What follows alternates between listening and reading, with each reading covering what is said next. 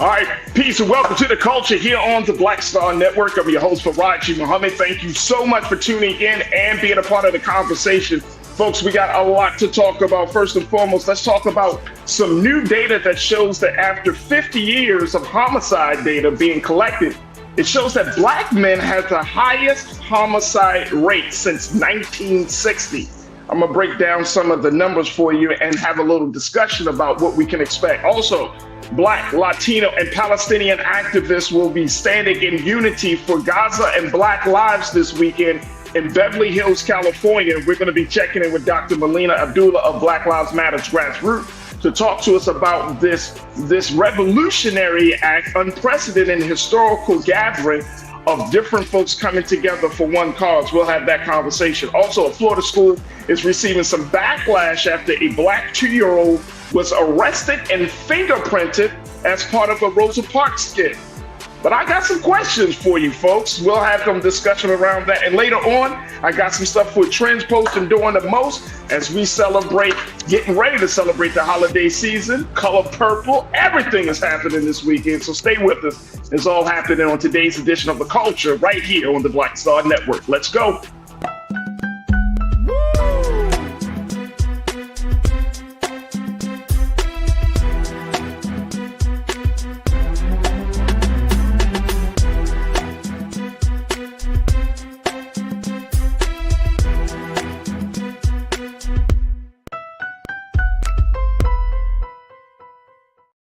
All right, y'all, welcome to the culture here on the Black Star Network. I'm your host, Faraji Muhammad. Thank you so much for tuning in and being a part of the conversation. Happy Friday. Can we give a little something there, team, for today being Friday? Because there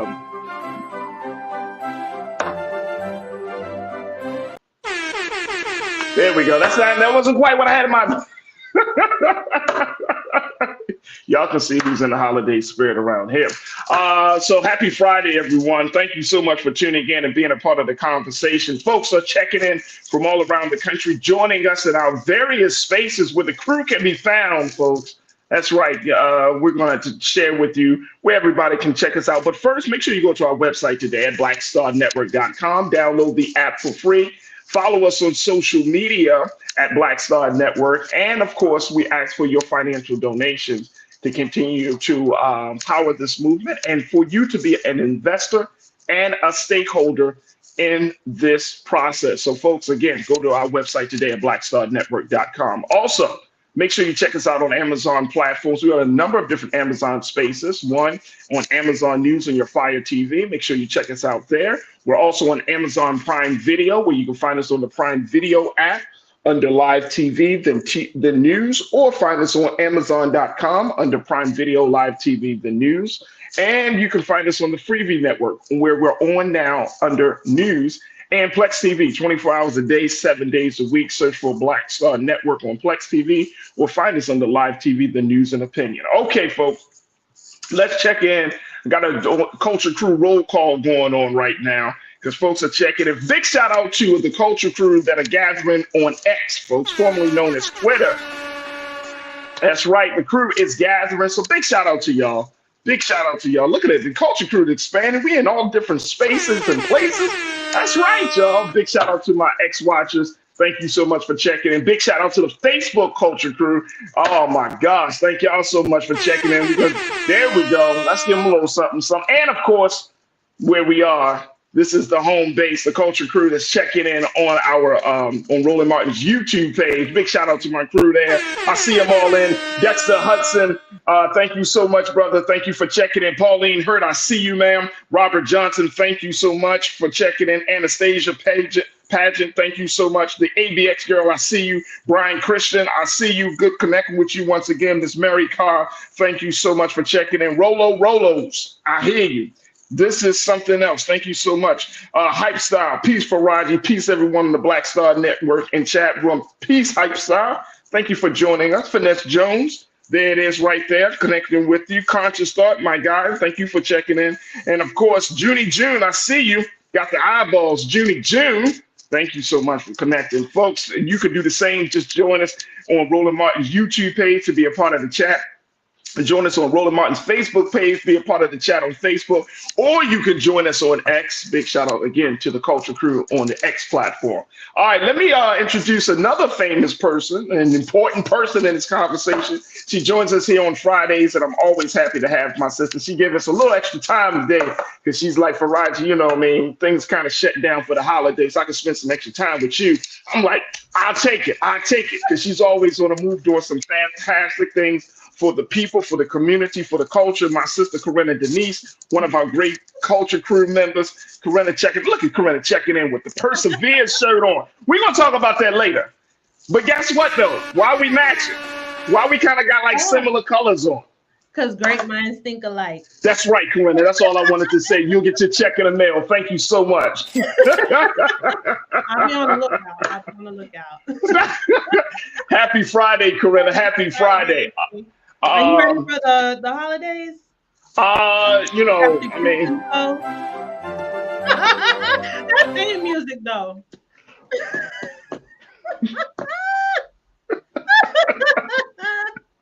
All right. Y'all think this is some wait till the end of the year show? Yeah. Am I ready for the holidays? I guess. All right. So look, Corinna, let's first talk a little bit about what's going on with this situation, with this latest data. I came across this information and I was like, oh, we got to talk about this. This is the data around what's going on with Black men and really 50 years of homicide data, folks. This is the data that was collected by the Council on Criminal Justice.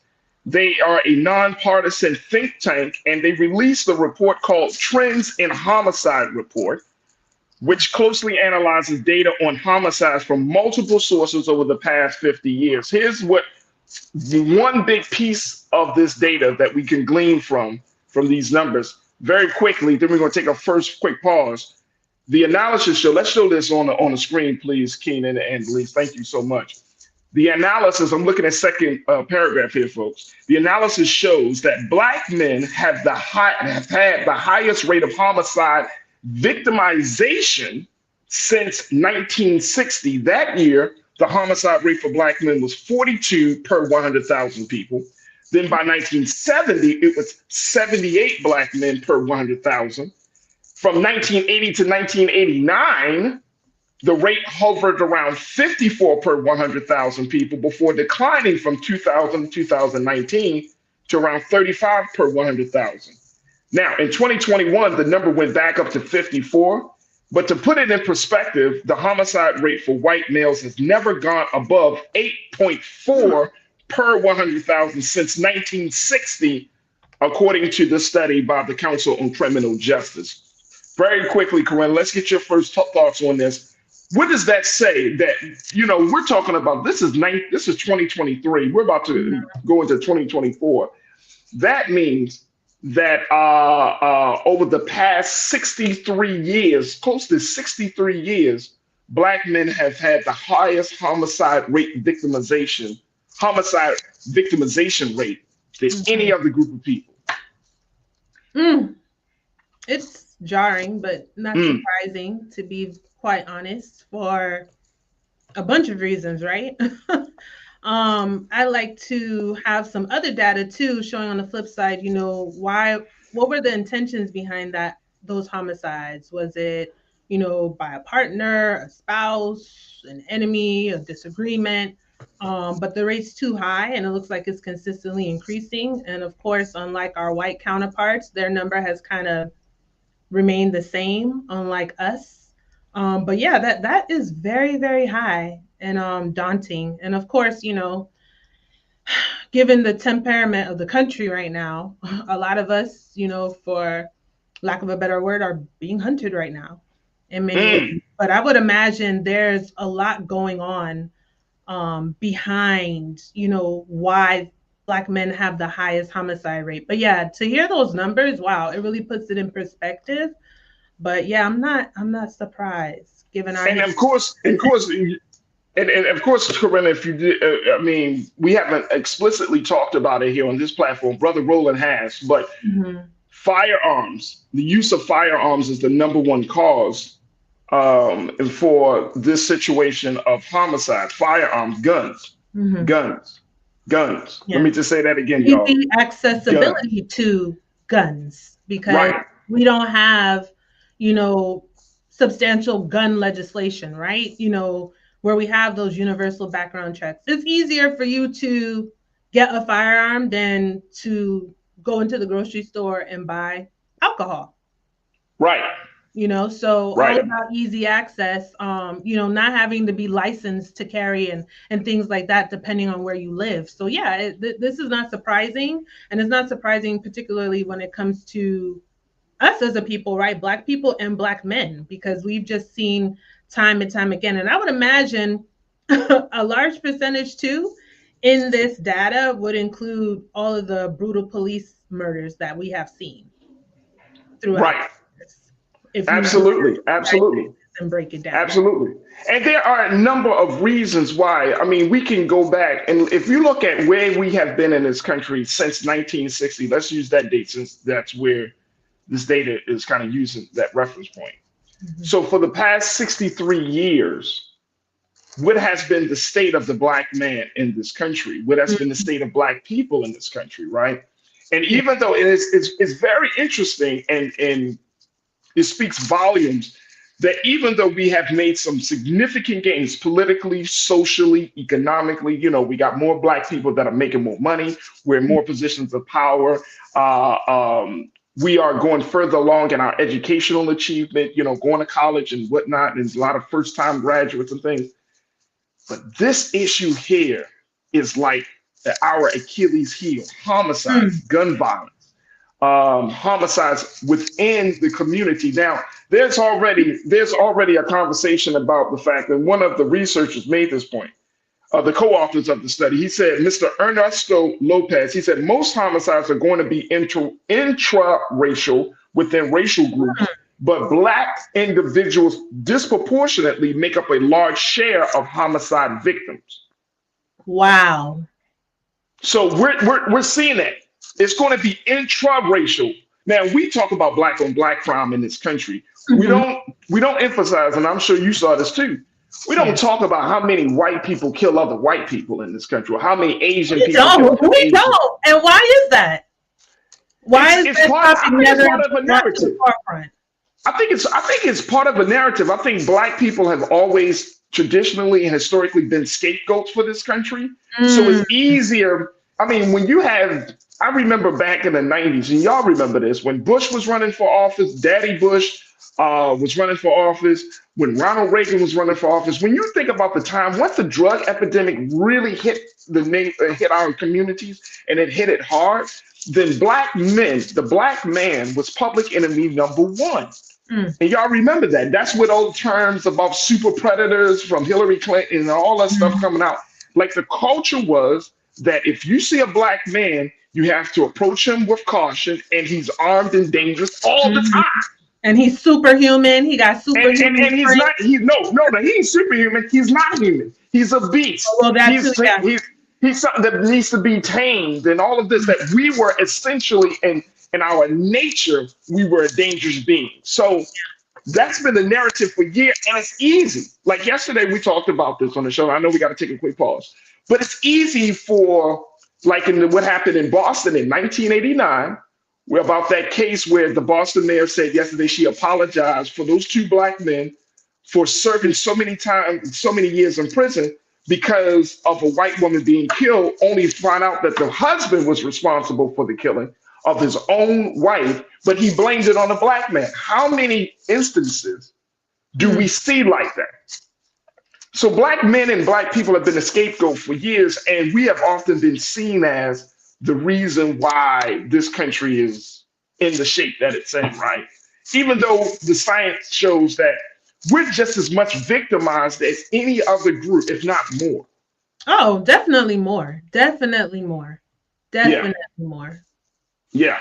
And so this is definitely the ongoing narrative. Very quickly, Monkey Confessions. Good to connect with you, bro. You said still the narrative, especially around election time. Amen. Mm. Amen. When they talking about all that stuff about we going to crack down on crime, who are you talking about? You're Right. talking about Right. mostly black and brown, right? Mostly Although black and they brown won't men. say that quiet part out loud, but it's us being smart and having to realize and learn how to read between the lines. You know, when they're saying these things, right? It's like they kind of talk in code almost. You know, like cracking down on crime, and we need to take back our country, and you know, they're trying to poison and infiltrate our country. We're not included in that our country, Faraji. You Absolutely. know, our community, and we have to be wisen up to that and understand when they speak. There's a certain lingo and a certain code that they're speaking in. You got to learn how to translate that because we are not included in that we necessarily when we hear it, and we got to be cognizant of that. That's Oh, yeah, absolutely. Yeah, and I think that's an excellent point. I think that's an excellent point. A lot of that coded language. And people are waking up, and I'm not just talking about black folks. I'm talking about white people. I'm talking about a lot of people are waking up oh to yeah, say, wait especially a this minute. younger generation, and that's why Oh, they're so right, scared. right. Yeah, Yeah. absolutely, absolutely. So I think that it's something that we need to keep in mind, right? And it's unfortunate, but I don't know about a lot, you know, crew, all the brothers in the crew. How many of us suffer from the quote unquote what they call the good black men syndrome, Mhm. where you know, if you are a black man, you're doing great work, you're doing positive work in the community for the people in some way, shape, or form. You kind of fall into this thing like, you know, people start to um, differentiate you from the rest of the pack. Like you can't separate me from my brothers. If my brothers aren't good, then I'm not good, Mm. right? So you can't. So a lot of times that's what happens. Is like, you know, we hear little comments like, "Oh, you're not like the rest of them. You're Mm. different. You different." Or, you know, "I wish more black men was like you." And it's like a lot of black men are like me. It's just that we we make different choices, Mm. right? And I mean, we think differently, but that's okay. And I know as I grow up and mature more and more as a man, as a black man, that I respect and I love the differences that my brothers bring to the table. I don't want them all to be the same. No, You know that what I'm would be saying? I don't want us all to be the same way. So I think it speaks volumes, but it's a cultural thing. It's a cultural thing. it And definitely is a cultural thing. yeah, absolutely, absolutely. Look, we got to take a quick pause. This is interesting, but this lays the foundation, folks, for our next conversation as we talking about how do we continue to do our part to preserve the life of black men and women. And so our very next special guest, Dr. Melina Abdullah from Black Lives Matter's Grassroots, the director. She's going to talk to us about just this issue and more, especially as BLM Grassroots is looking to make a major stand this weekend here in Los Angeles, in Beverly Hills, California, this on Saturday, to stand with other groups of folks from the Latino community, the Muslim community, the Palestinian community, to stand for Black lives and to stand for Gaza. So we're going to have that conversation up next. Stay with us. It's The Culture here on the Black Star Network.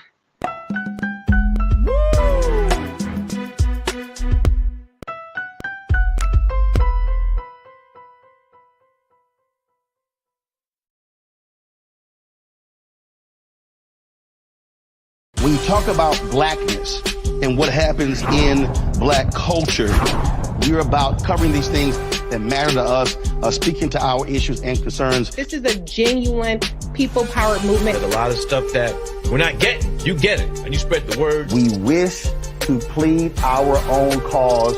Too long have others spoken for us. We cannot tell our own story if we can't pay for it. This is about covering us. Invest in black-owned media. Your dollars matter. We don't have to keep asking them to cover our stuff. So please support us in what we do, folks. We want to hit 2,000 people, $50 this month, raise $100,000. We're behind 100,000, so we want to hit that. Y'all money makes this possible. Check some money orders. Go to P.O. Box 57196, Washington, D.C. 20037-0196. The Cash App is $RM Unfiltered. PayPal is R Martin Unfiltered. Venmo is RM Unfiltered. Zelle is Roland at RolandSMartin.com.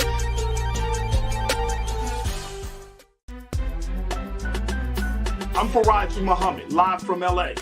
And this is The Culture. The Culture is a two-way conversation. You and me. We talk about the stories, politics, the good, the bad, and the downright ugly. So join our community every day at 3 p.m. Eastern and let your voice be heard. Hey, We're all in this together. So let's talk about it and see what kind of trouble we can get into. It's The Culture, weekdays at 3, only on the Black Star Network.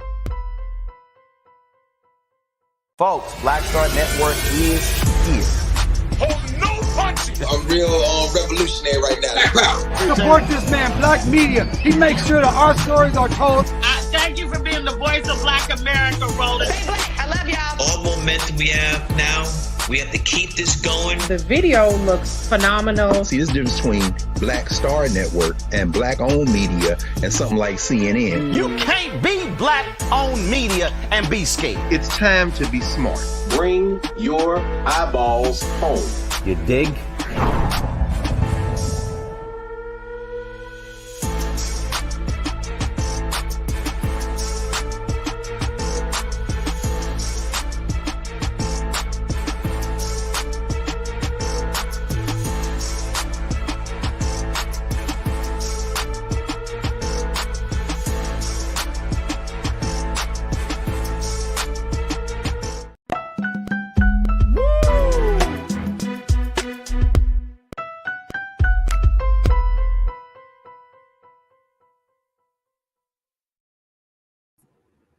All right, folks, welcome back to The Culture here on the Black Star Network. I'm your host, Faraji Muhammad. Thank you so much for tuning in and being a part of the conversation, joined by my sister, who serves as the Culture Crew member. She's also going to serve as my co-host today, my sister, Corinna Denise, who is a college advisor, educator, political thinker, and just doing some fantastic work in her area of the state of Florida. So, Corinna, I appreciate you so much for your insight. Now, I want to shift gears just a tad, because we are going to be joined by a very special guest today.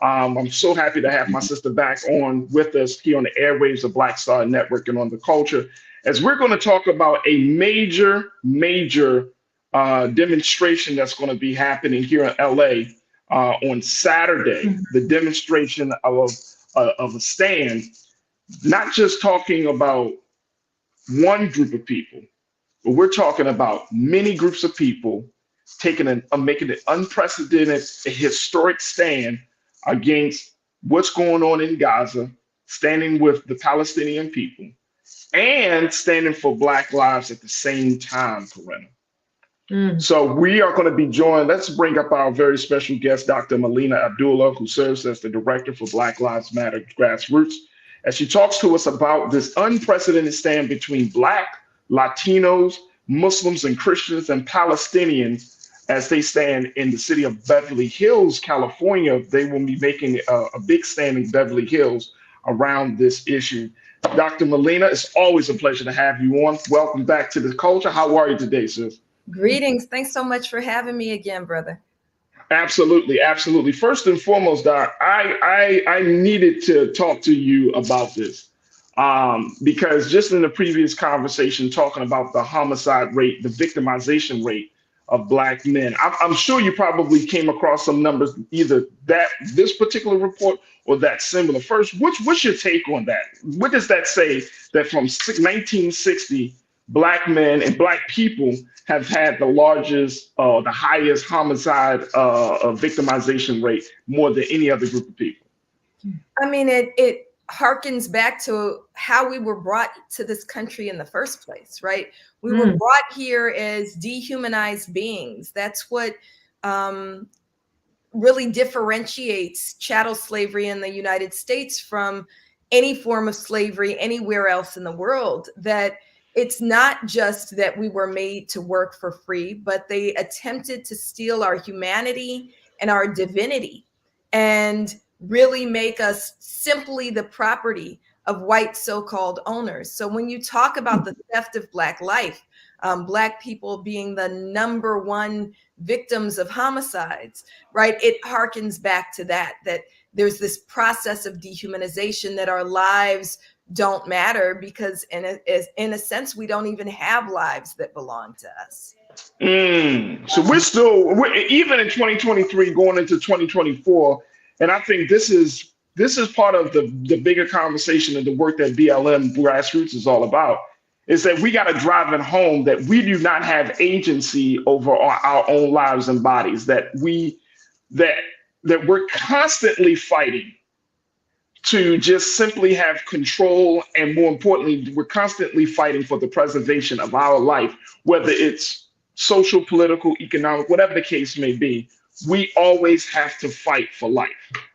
That's right. And so just like they attempted to steal our humanity, we also have to remember that as they attempt to dehumanize us, we never accepted and swallowed that. So I think that what you're centering is hugely important, that we always said, even though you're attempting to dehumanize us, that's not who we are. We are not just human beings, but connected to each other and connected to the divine. And so we're going to assert our humanity and our divinity.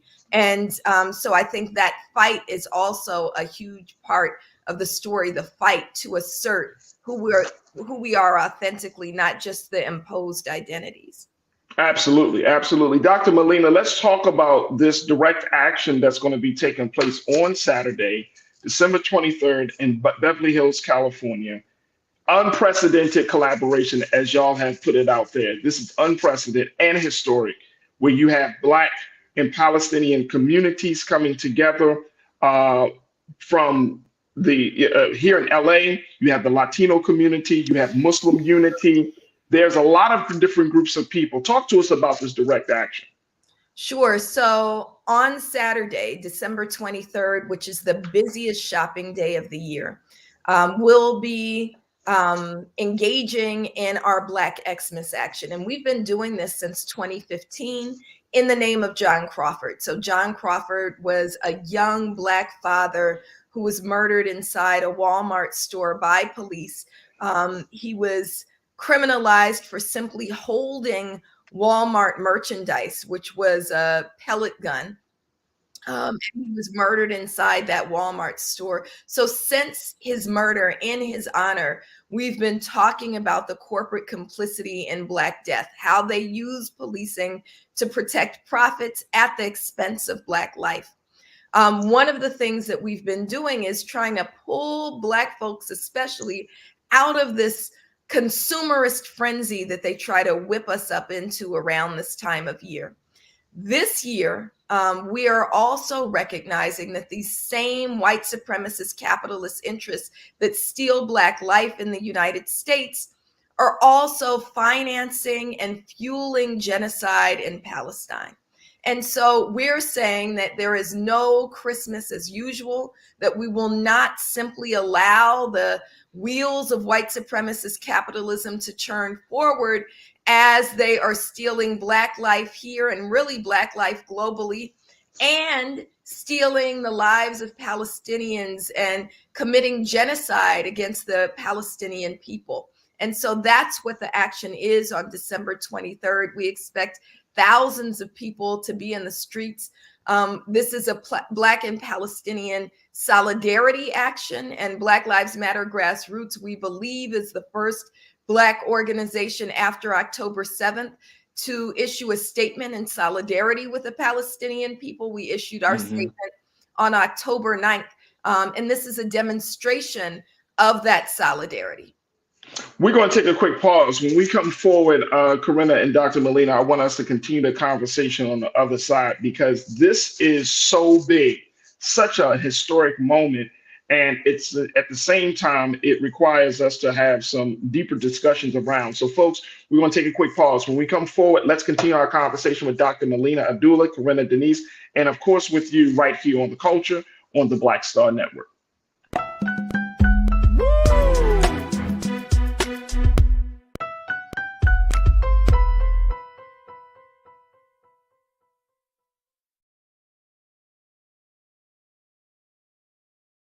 Folks, Black Star Network is here. Hold no punches. I'm real revolutionary right now. Support this man, Black media. He makes sure that our stories are told. Thank you for being the voice of Black America, Rosa. I love y'all. All momentum we have now, we have to keep this going. The video looks phenomenal. See, this difference between Black Star Network and Black-owned media and something like CNN. You can't be Black-owned media and be Skit. It's time to be smart. Bring your eyeballs home. You dig?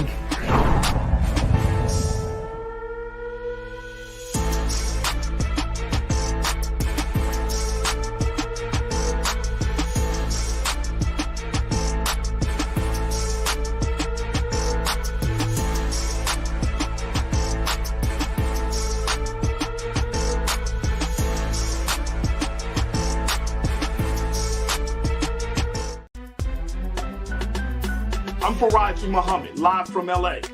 And this is The Culture. The Culture is a two-way conversation. You and me. We talk about the stories, politics, the good, the bad, and the downright ugly. So join our community every day at 3 p.m. Eastern and let your voice be heard. Hey, we're all in this together. So let's talk about it and see what kind of trouble we can get into. It's The Culture, weekdays at 3, only on the Black Star Network. When you talk about blackness and what happens in black culture, we're about covering these things that matter to us, speaking to our issues and concerns. This is a genuine people-powered movement. There's a lot of stuff that we're not getting. You get it, and you spread the word. We wish to plead our own cause. Too long have others spoken for us. We cannot tell our own story if we can't pay for it. This is about covering us. Invest in black-owned media. Your dollars matter. We don't have to keep asking them to cover our stuff. So please support us in what we do, folks. We want to hit 2,000 people, $50 this month, raise $100,000. We're behind 100,000, so we want to hit that. Y'all money makes this possible. Checks and money orders go to P.O. Box 57196, Washington, D.C. 20036-0196. The Cash App is $RM Unfiltered. PayPal is R Martin Unfiltered. Venmo is RM Unfiltered. Zelle is Roland at RolandSMartin.com.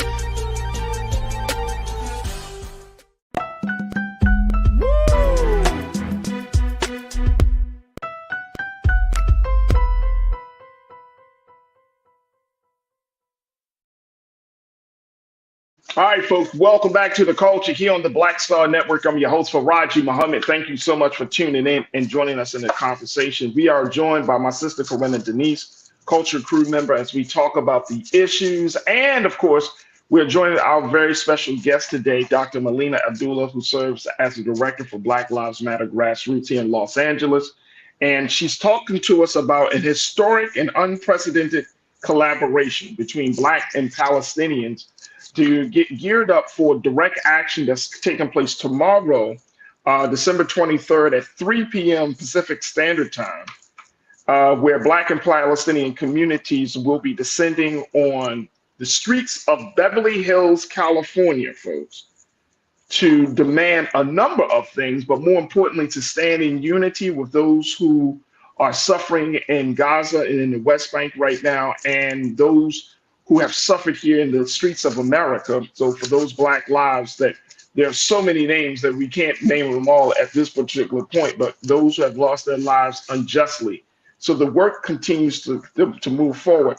And Dr. Melina, again, we thank you so much for being with us this afternoon. Let's talk about there are lists of demands that this direct action has put out. And I want to put this on the screen here. Let's take a look at this, folks. Take a look at this list. Let's put this one up around the demands. The demonstration demands a ceasefire here and there, an end to the killing of Black people by state-sanctioned and white supremacist violence, and an end to the genocide in Palestine. Since October 7th, more than 26,000 Palestinians, half of them children, have been killed by Israeli occupation forces. And in the United States, more people have been killed by police in 2023 than any other year since the birth of the Black Lives Matter movement. Now, the participants will call for an end to rampant consumerism during the busiest shopping day of the year. And this action aligns with the boycott, divest, and sanction movement, condemning corporate complicity in genocidal practices and promoting sustainable alternatives that prioritize human rights. Wow. So, Dr. Melina, let's talk a little bit about this demand in the United Nations. Well, I know that the U.S. ambassador has just approved, or just agreed rather, to a UN policy to call for a ceasefire. The first time they did it, the U.S. said, no, we're not agreeing to those terms. Now we're seeing this. We're seeing that there's more pressure on President Biden to come to some sort of ceasefire, because the tide and the attitude toward the Israelis has changed, especially here in this country. The conversation about Jewish and anti-Semitism has certainly changed, where we're starting to see a little bit of a different tone coming from the American people. Say, wait a minute, we're giving money to Israel, But then at the same time, we're seeing these numbers, 20,000 plus lives that have already been taken at this expense. So where do we stand? Where does the Black Lives Matter grassroots organization stand right now with how this process is going toward getting a ceasefire? Right. So we say a ceasefire is the absolute minimum that needs to be called for. We need an immediate ceasefire. We need a ceasefire now, both here and there.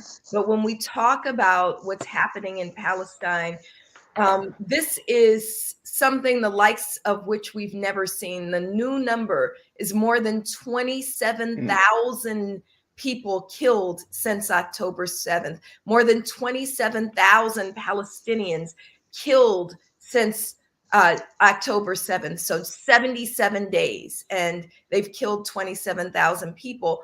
And when I say a ceasefire is the bare minimum, the next number is that 2 million Palestinians have been displaced.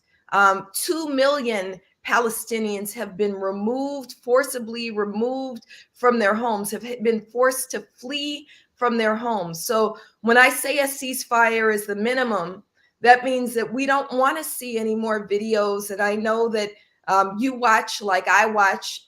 We can't afford to look away as we watch these babies being pulled from the rubble, as we watch things like, doctors have to operate on their own children without anesthesia, and then witness their children die as a result of such pain, right? We don't want to see any more of these videos of children's feet with no bodies attached to them.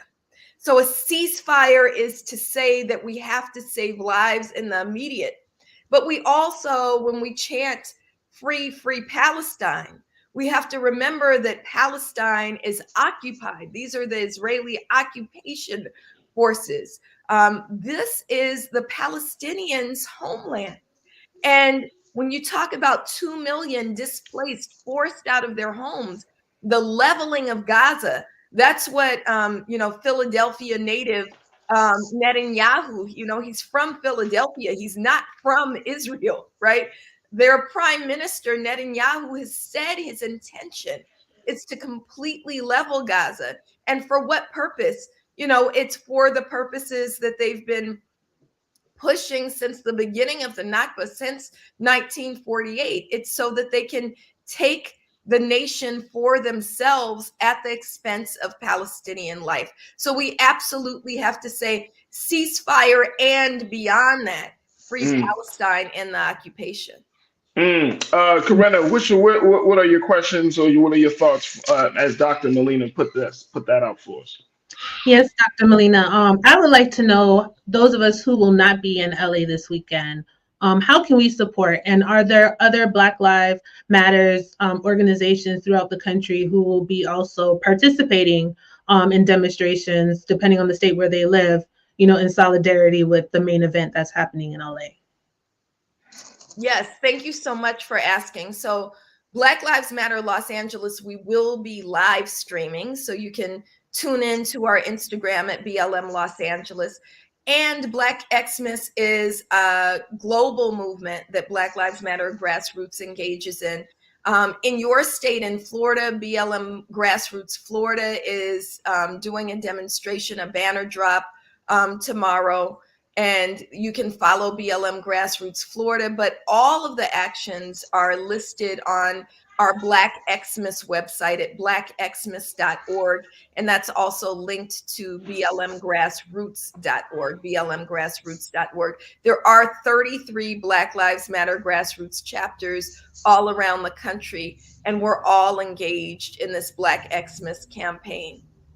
Now, and that's a great question, Corinna, so thank you for proposing that. Now, Dr. Molina, one of the things is my team just informed me that the resolution for aid to Gaza was just passed. However, the USA has decided to abstain from that vote for that resolution. When we see these type of things happening, right, and people are saying, well, why are we concerned about what's happening there? Some folks in our chat are saying, well, what happened to the ceasefire in Rwanda and Sierra Leone? Like, how come we're not being as vocal about conflict in that part of the world as much as we are in this part of the world, considering some people believe that Palestinians and Black Palestinians don't care about Black people. So let's start with the end of your question. We got to remember that the uprising in Ferguson, Palestinians came.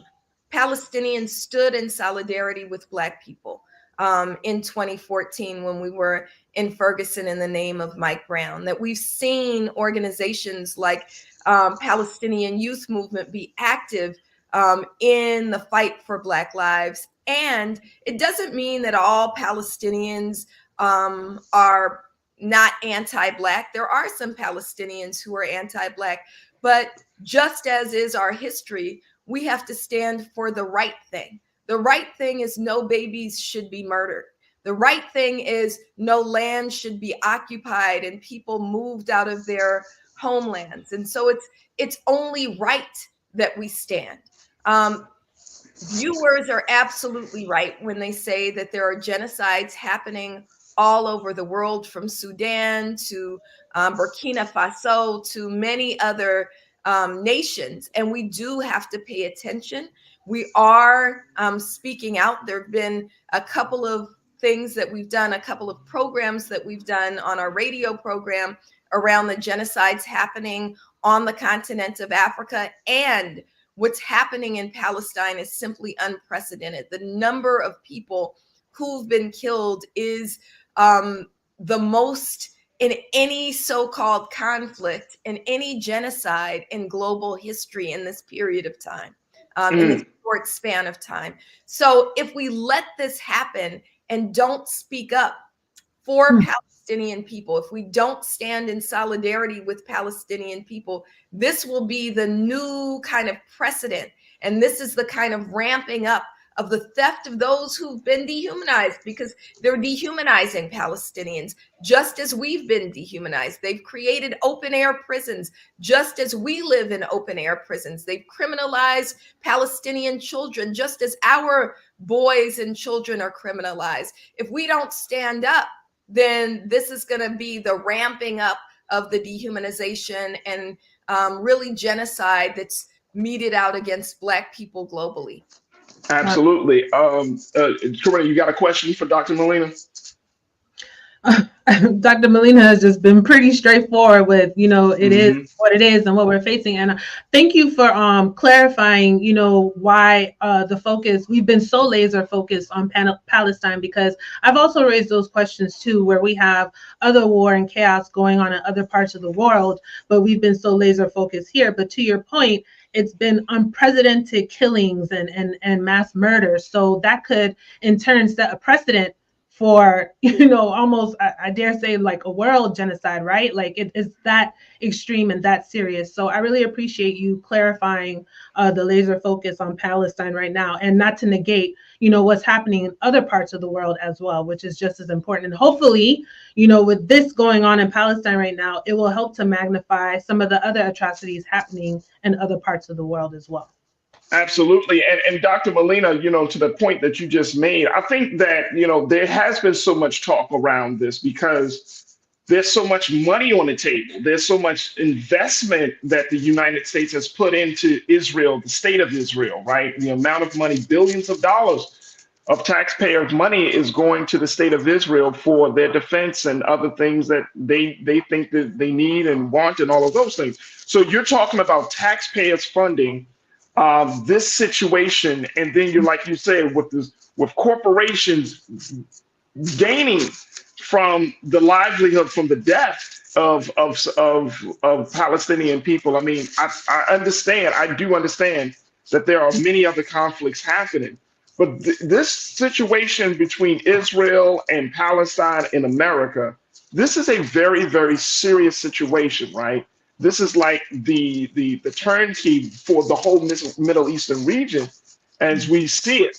And so I think that's part of why the concern is there. I know we got like a minute left, but Dr. Molina, from a community organizing standpoint, what do we do after this demonstration? Because people might say, oh, okay, this is another protest, this is another demonstration.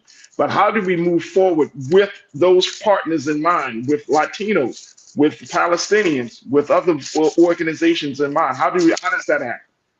So we're really grateful to be in solidarity with Palestinian people. So the co-convener, one of the co-conveners of the demonstration tomorrow, Sister Raida Hamida, who's Palestinian, we were at a planning meeting last night, and she was like, sister, I don't want this to be just a one-time thing. And we've spoken and been present at other marches that the Palestinian community has called together. But we think this is the start of long-standing solidarity against white supremacist capitalism and for the empowerment of our people. People should stay engaged too. We don't want to neglect the corporate complicity and the complicity of the American government. When we think about that $120 billion aid package that Joe Biden just pushed through, we got to think about that and how to hold our electeds accountable, how to hold corporations like McDonald's accountable, who is feeding Israeli occupation forces for free, corporations like Starbucks, corporations like Disney. So make sure that we're intentional with the use of our dollars and use our dollars intentionally to build Black community, to build a resistance to white supremacist capitalism that kills Black people in the United States and around the world and is genociding Palestinian people. Absolutely. Tiz, you said the United States have been giving Israel $4 billion a year. They were also approved for another $14 billion aid package from the United States. Liana R. Brown, you said capital, capital, capital. There it is. And then Real Brooklyn, you said Faraji, boom, you said it, brother. Money. That's the deciding factor. That's the huge factor in this situation. A lot of money is being put into a situation. This president, and I know we don't have time to talk about this today, Dr. Molina, but this president is feeling the heat. He's feeling the heat from the Arab and Muslim community. He's feeling the heat from some Black folks who have been exposed, like Ta-Nehisi Coates and other Black folks who have had the firsthand experience to see what's going on in that part of the world and coming back with reports and say, look, this is not what America is this is not true what America is telling us. This is even more dire and severe. So we're seeing a difference. So, maybe in another, we can bring you back, Dr. Molina, because this is such a major point for Black voters moving forward in this year's election that it could be that one issue that tips the vote in some way, shape, or form. And I know, Corinna, you don't like to hear that, but I'm saying the truth is the truth. And if I may, Faraji, I have one more question for Dr. Molina.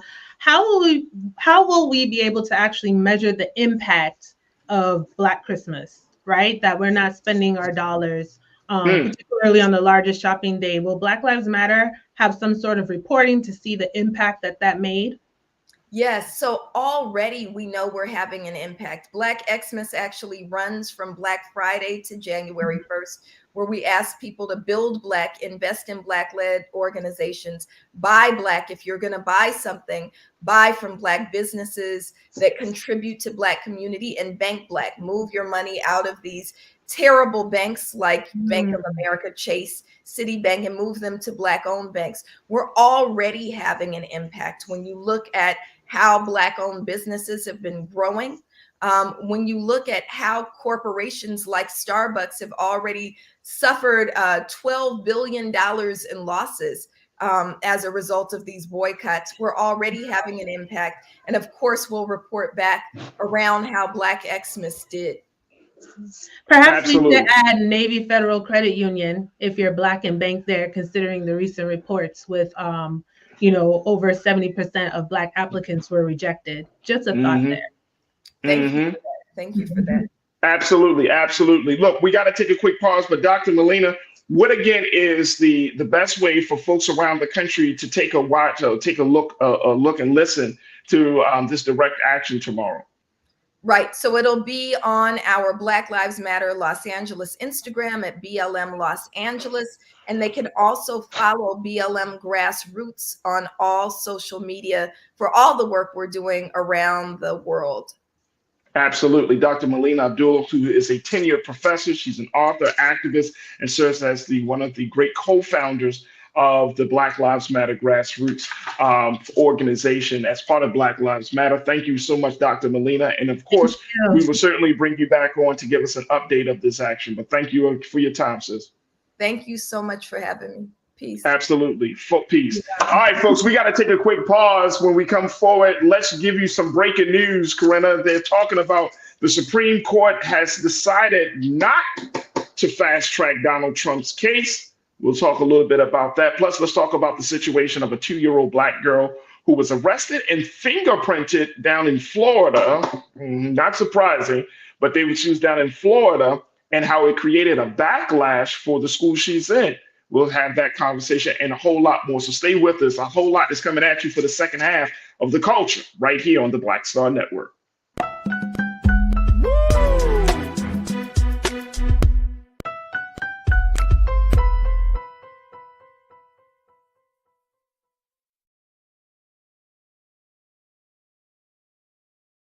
Hatred on the streets, a horrific scene, a white nationalist rally that descended into deadly violence. White people are losing their damn minds. As an angry pro-Trump mob storms the U.S. Capitol, we're about to see the rise of what I call white minority resistance. We have seen white folks in this country who simply cannot tolerate Black folks voting. I think what we're seeing is the inevitable result of violent denial. This is part of American history. Every time that people of color have made progress, whether real or symbolic, there has been what Carol Anderson at Emory University calls white rage as a backlash. This is the rise of the Proud Boys and the Boogaloo Boys. America, there's going to be more of this. Here's all the Proud Boys, guys. This country is getting increasingly racist in its behaviors and its attitudes because of the fear of white people. The fear that they're taking our jobs, they're taking our resources, they're taking our women. This is white fear.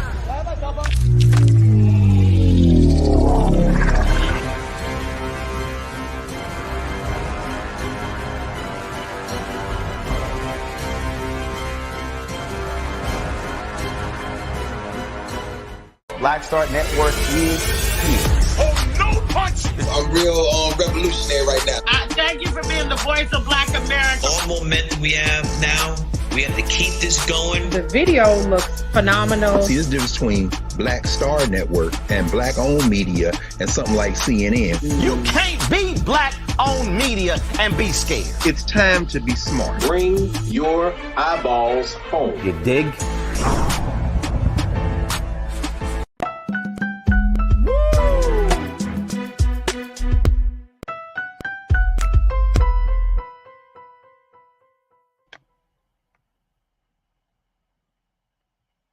All right, folks, welcome back to The Culture here on the Black Star Network. I'm your host, Faraji Muhammad. Thank you so much for tuning in and being a part of the conversation, and welcome to the second half of the show.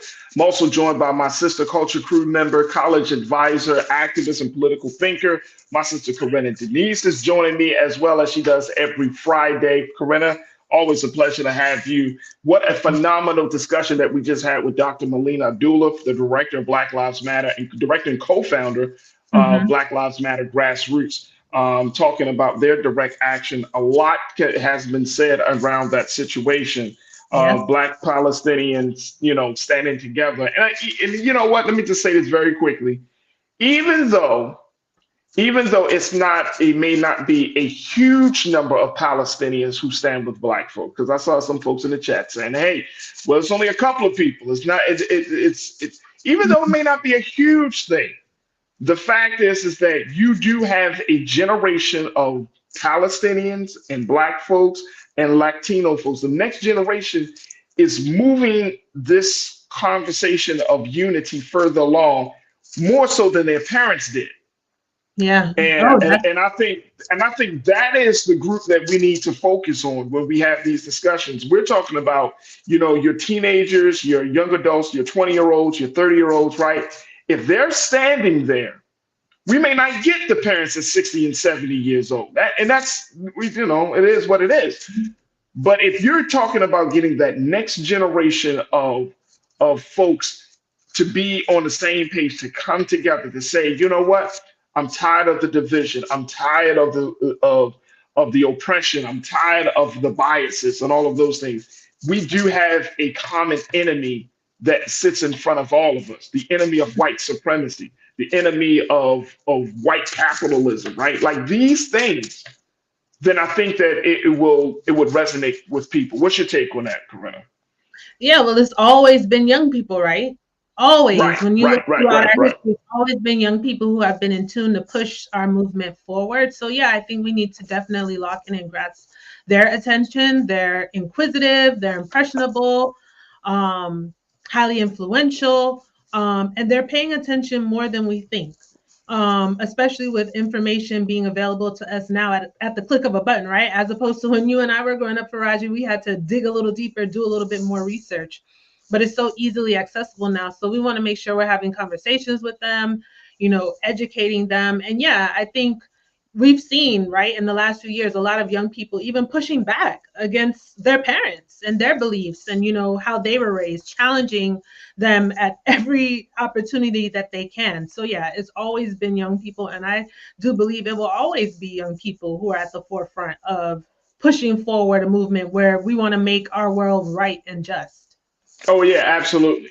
Absolutely. Speaking of making the world right and just, that's a great way to say it. The Supreme Court, it has been announced just a few moments ago, folks, that the Supreme Court has decided not to fast track the case around Donald Trump, and that he is pretty much going to be in the queue of cases, and that even though this was an attempt that Attorney Jack Smith was pushing for, that the case of election interference, the immunity, that whole idea, that particular case would be fast tracked to try to happen before, the election season really kicks off next year. Well, the Supreme Court has decided not to do this. However, I'm not surprised, Corinna.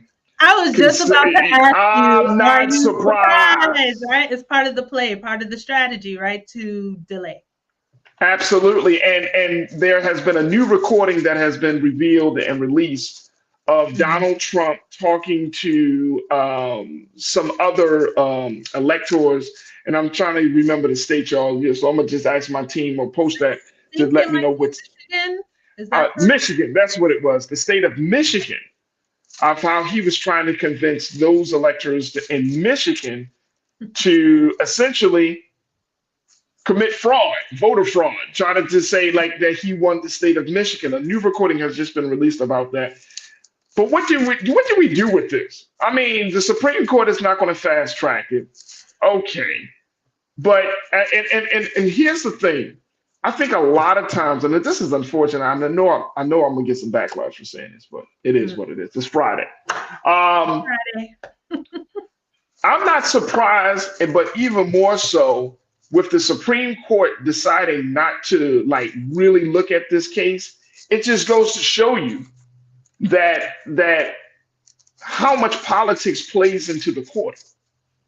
You know what I mean? That if, again, and I said this for Suzette, jokingly yesterday, he put these folks, some of these folks in those positions. And why would they prosecute or review a case that can make him look even worse? Right. Why would they? Amy Coney Barrett is not going to do that. Oh, hell no. Clarence Thomas ain't doing that. Mm-mm. Who else is on the court that he, what's the other guy? The one, oh my gosh, what's the justice name? Samuel Alito. No, not him. Not Judge John Roberts, not him. Even though he's a Republican. The guy, I know I think. He just got to the court. Just got to the court. Is he the one, Yes. one of Trump's appointees? I think so. Kavanaugh. I think so. What's his name? Brett Kavanaugh? Yes, Brett Kavanaugh. Right. So do we really, and see, this is part of the reason why, and I don't know, and I wanted to have this conversation with Suzette yesterday. I know we got to take a quick pause, but when you talk about code of ethics for the Supreme Court of the United States. Does that even really exist anymore? Does it really have any validity anymore? Right. you know? Right. So you're not, I mean, how much effort? Look, we having a problem with Clarence Thomas. Now it's becoming like, it's just all out there. His relationships and all of this stuff, the stuff with his wife, it's all out there, but he's still serving.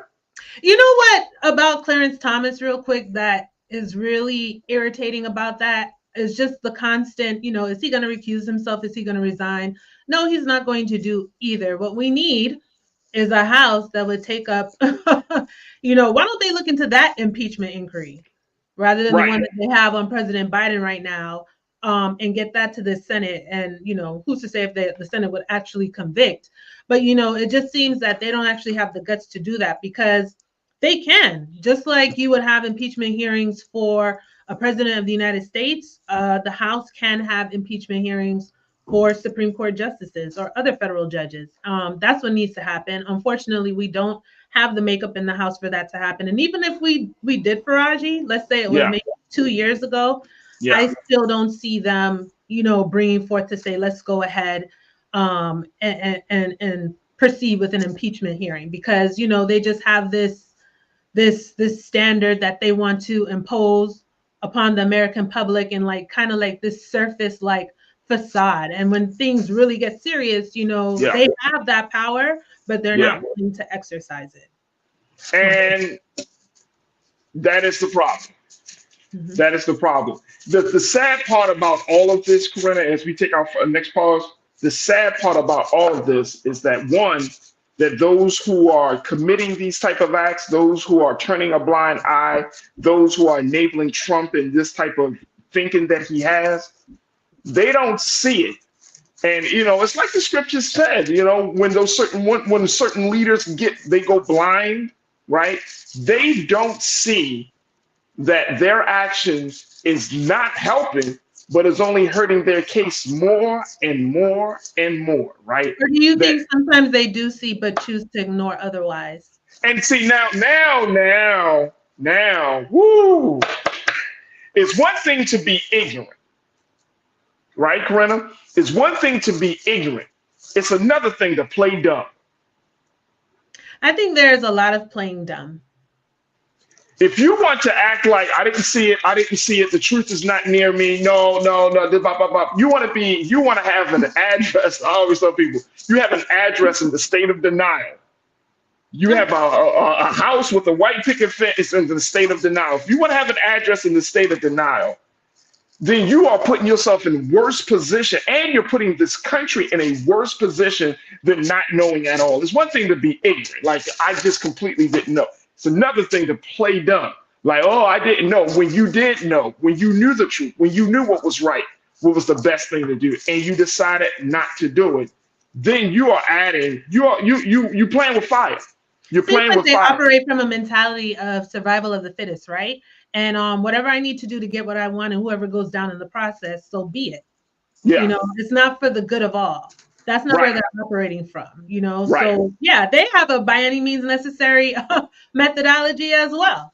You know, it's just on the flip side, it ends up being, you know, consequential to us. Absolutely. Very consequential to us. So we will keep our eyes on this situation, of course, next week. And I'm sure first, I know that tonight, probably Brother Roland most likely is going to cover, you know, have some conversation about this. Y'all make sure y'all stay tuned to him at 6 p.m. Eastern time. Look, I got to take another quick pause. Let's talk about this 2-year-old down in Corinna's home state of Florida, how the one school is receiving backlash for having this 2-year-old involved in a skit talking about Rosa Parks, where she is quote unquote arrested. She's fingerprinted and arrested. But I got some questions about this case. About this story. So we'll have that conversation. Plus, I got to bring you up to speed on some things that are happening, some good things that are happening for Transpost and Doing the Most for the end of the week as we go into the holiday break. So stay with us. It's all happening, continue to happen here on The Culture, right here on the Black Star Network.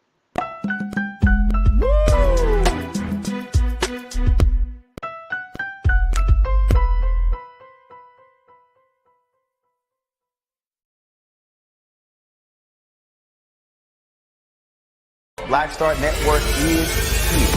Oh, no punch! I'm real revolutionary right now.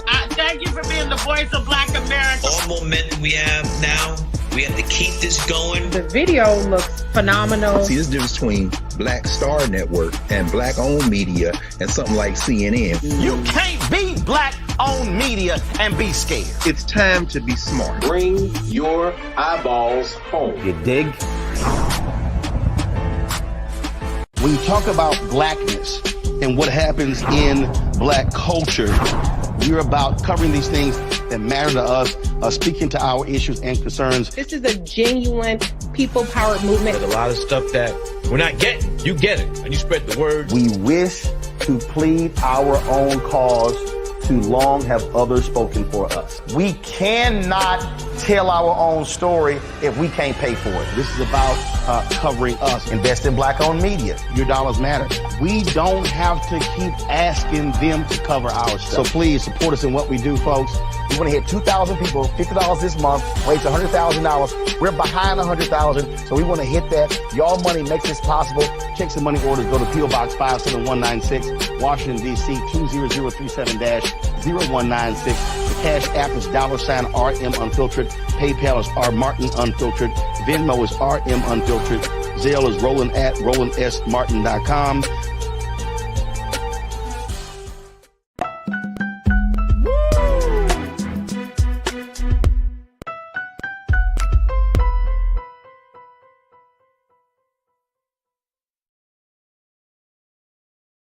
All right, folks, welcome back to The Culture here on the Black Star Network. I'm your host, Faraji Muhammad. All right, let me bring my sister Corinna Denise back into the conversation. Corinna, let's talk about something that's happened in your home state of the state of Florida. And it's always something. Hey, you know, y'all, always. Corinna, every time I bring Corinna on, I'll be like, see, like, Faraji, you always bring something on about Florida. And I can't, it's not that I'm looking for Florida news. I'm not subscribed to Florida news. It just appears, right?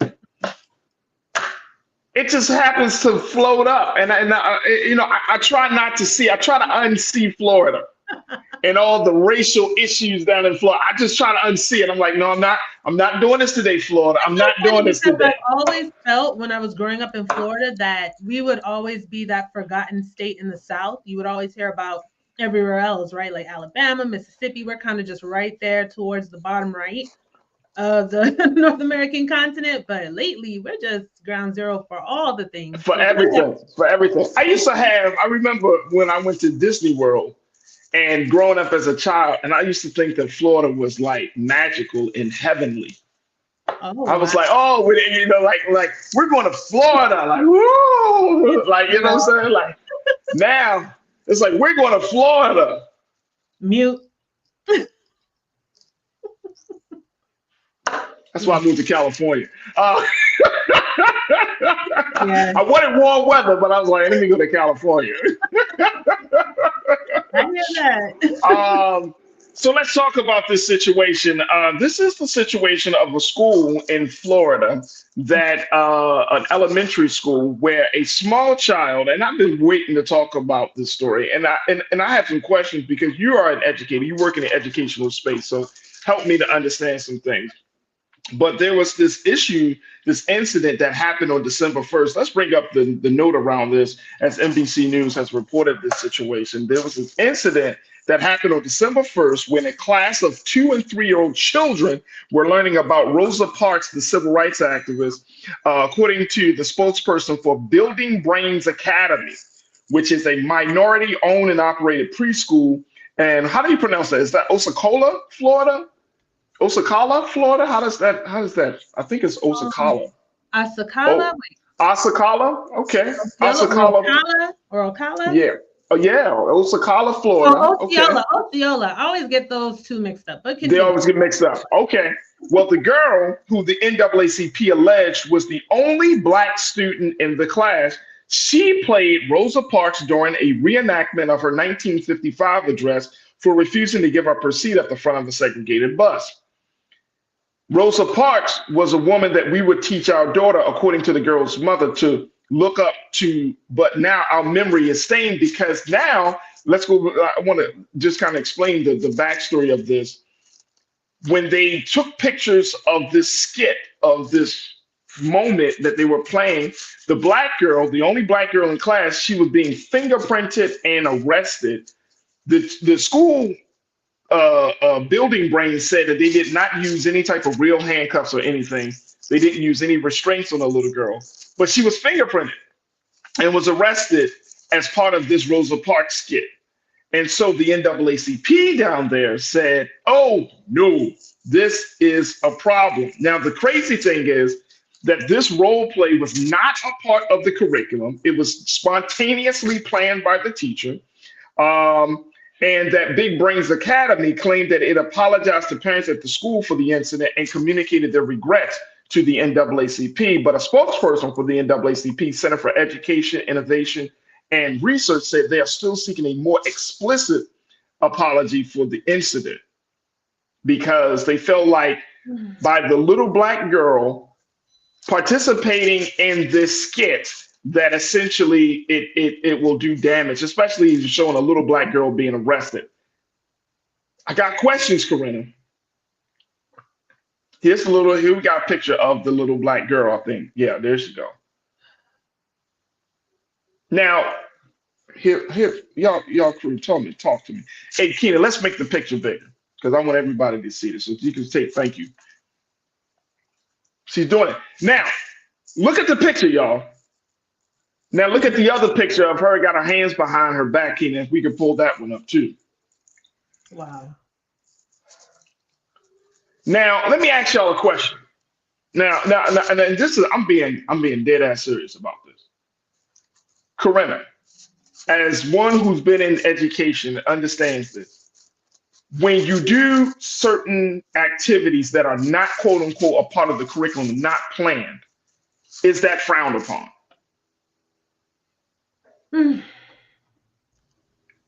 You know, before we even go there, the thing that is most disturbing about this, and I've also worked in daycare with this particular age group, I do not even begin to comprehend why 2-year-olds, right? 2-year-olds are reenacting this. Like, do they even have that level of understanding of what's happening and that meaningful, you know, to engage in that? Why would the teacher feel this is okay unless her intentions were to single out the young black little girl, only black little girl in her class? I do not even begin to understand why 2-year-olds would be reenacting a play with Rosa Parks or any play. Do they have that level of comprehension to even understand what they're doing, to understand what's going on? I mean, it would have been one thing if we're having this conversation with a group of elementary kids, middle school kids, high school kids, but 2-year-olds, Faraji? Yeah. So for starters, I'm stuck there. That why the hell are the 2-year-olds holding up signs and, I mean, handprint, you know, to reenact Rosa Parks being arrested? That absolutely makes no sense. And I think that should have never happened. But I mean, yes. But do you teach it? I guess adding things into their curriculum, but this was completely inappropriate and should not have happened. I agree. I agree. And I don't know what part of the curriculum called for them to have a conversation about Miss Rosa Parks, unless it's just history. And you know, again, we don't know all the details in terms of certain things, but what part of the curriculum caused them to say, okay, let's talk about Rosa Parks. Matter of fact, let's not talk about Rosa Parks. Let's play it out how the situation has gone. Right. And they're two. They're two. Imagine what you know, 2-year-olds are typically learning, right? Not that you're not supposed to introduce them to some things, but this is a very heavy topic. Would they even walk away with that understanding at the age of 2? Yeah, especially you know, you're introducing them to stories and literature and things like that, but to reenact Rosa Parks actually being arrested. And then something else, another question that comes to mind, I wonder if the parents were aware that their children were going to be participating in some sort of scheme prior to it happening. See, that's where they went. I can answer that question. I can answer that notification to the parents that this is happening, come see it. So it seems like this was sprung upon the parents as well. And they're actually being ambushed with this, having to see their child, you know, in a moment like this. So that's the girl's parents. They should have notified the parents, like, this is what's here's a couple of things. Like, and I get that. I feel like there are a number of things on each side of the conversation. And look, let's do this. Let's take a quick pause. When we come forward, let's continue the conversation, because I feel like there's some complexities to this conversation. But I think essentially the Big Brains Building Academy was wrong. But there are some complexities, and I think there could be some lessons that we can glean from this incident. So we'll talk a little bit more about that on the other side. Post your comments as we're streaming live on Roland Martin's YouTube page. We're streaming on Roland Martin's Facebook page. If you're on X with us right now, make sure y'all post your tweets as well. And stay with us. It's The Culture here on the Black Star Network.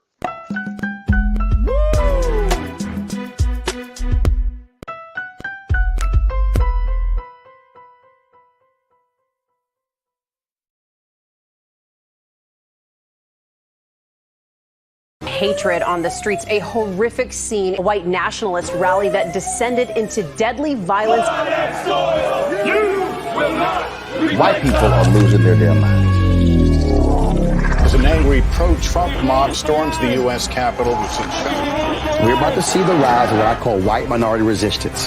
We have seen white folks in this country who simply cannot tolerate black folks voting. I think what we're seeing is the inevitable result of violent denial. This is part of American history. Every time that people of color have made progress, whether real or symbolic, there has been what Carol Anderson at Emory University calls white rage as a backlash. This is the rise of the Proud Boys and the Boogaloo Boys. America, there's going to be more of this. Here's all the Proud Boys, guys. This country is getting increasingly racist in its behaviors and its attitudes because of the fear of white people. The fear that they're taking our jobs, they're taking our resources, they're taking our women. This is white fear.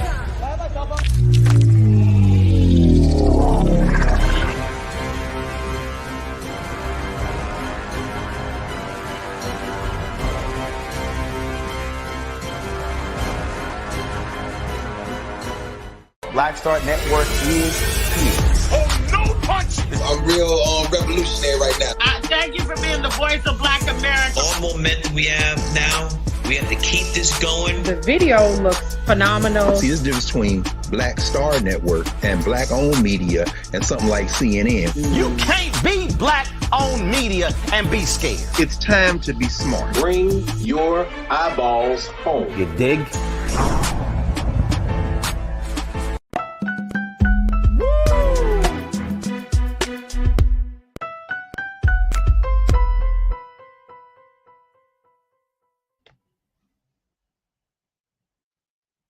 All right, folks, welcome back to The Culture here on the Black Star Network. I'm your host, Faraji Muhammad. We have been talking about the story of a black two-year-old girl in the state of Florida who was involved in a skit about Rosa Parks. But there are photos of this little girl, as y'all can see there. Let me take me out the frame, please, Ken. Thank you. There's photos of this little girl, of her being fingerprinted and quote-unquote arrested as Mother Rosa Parks was. The problem is this little girl, who is black, was the only black student in the class. And the problem is she was fingerprinted and arrested as a part of the skit. But so this school is in Florida is catching a lot of heat, facing a backlash, with calls from the NAACP and other groups. Photos of this little girl that circulated that circulated on social media by NBC News and others. When the girl's parents pulled her, they pulled her out when they saw the photos of what was going on. They pulled her out of the school within 30 minutes of seeing the images. And they told NBC News they were horrified, folks, horrified. And so now they're trying to figure out how to move forward. The girl's parents reached out to the NAACP, where they also shared photos of the incident. And the NAACP wrote in a letter to the school, "We consider the activity an inappropriate trivialization of a significant historical event insensitive to the struggles against segregation and psychologically harmful to all students involved, especially Black students reenacting such a traumatic moment in American history. Let me bring my sister Corinna Denise back into the conversation. Corinna, you made the point, 2-year-olds, 3-year-olds learning about Rosa Parks, learning about her in this way. This was a spontaneously unplanned event within the classroom where the teacher said, oh, let's just do a skit. And so the teacher who represents the organization Big Brains Building Brains Academy, Building Brains Academy, which is a minority-owned and operated preschool in Florida. The teachers, had said that they apologized. They apologized to the parents. They apologized to the NAACP. Aren't we always sorry, right? How about do something don't do anything to be I'm sorry for? How about that? Is that possible, Corinna? It's not impossible. I'm serious. Is that really, really possible? That and here's the crazy part about this. The crazier part about this is that when people do things like this, people act like it's not 2023. It's almost like, and I know, crew. We have a lot of great people that watch this show. We got a lot of our crew members. Not only y'all watch, y'all engage and stuff, but then I really think about people must not be paying attention to what's going on around them, right? And I'm not talking about all over the world and all of that stuff. I'm talking about right here in America. There's no way in the world that you thought that this was a good idea in modern day, racially divisive, partisan-driven America in 2023. I don't think it's that, Faraji. They're not thinking that it's not a good idea. And Keenan mentioned something here saying like they're playing a very long and insidious game, right? Where these images will be long lasting, right? So that it will influence people to comment on them, all kind of insidious things. I just thought about something too. I wonder, it would be interesting to know how the teacher actually rehearsed these 2-year-olds, right? Did she write the script? Did she put the play together? Like, how did that come about? And, I wonder in the moment, I wonder what the other parents thought too, not just the parents of the little girl who obviously was put on display, but the other parents. I wonder if they felt uncomfortable, for a matter of words, or,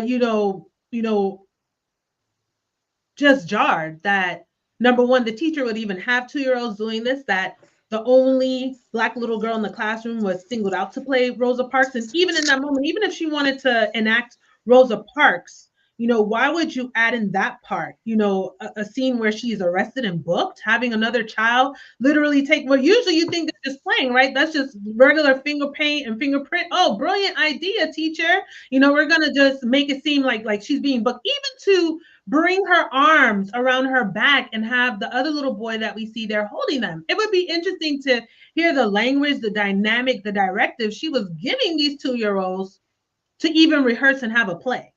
So what are next steps moving forward? I'd like to know, are the parents going to keep their daughter in this school? It would raise questions too, like how is she being treated otherwise? Those things just come to my mind as well, Faraji. I wonder how other parents feel too.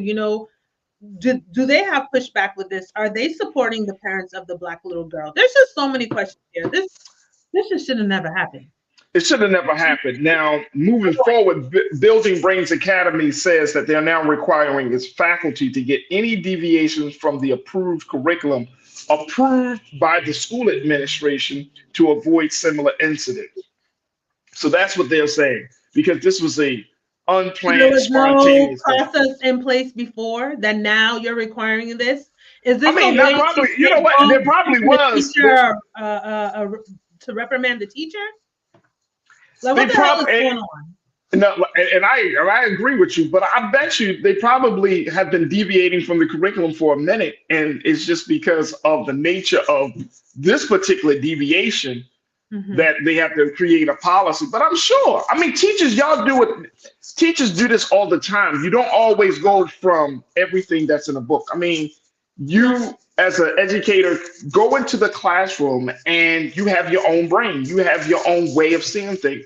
And if the students don't get that lesson, if you can't get that lesson across to the students, you're going to have to come up with another way. Not to say that this was justified, right? But I'm just saying in general, as an educator, y'all have to be creative in getting, that lesson across to students, right? So that's part of the thing.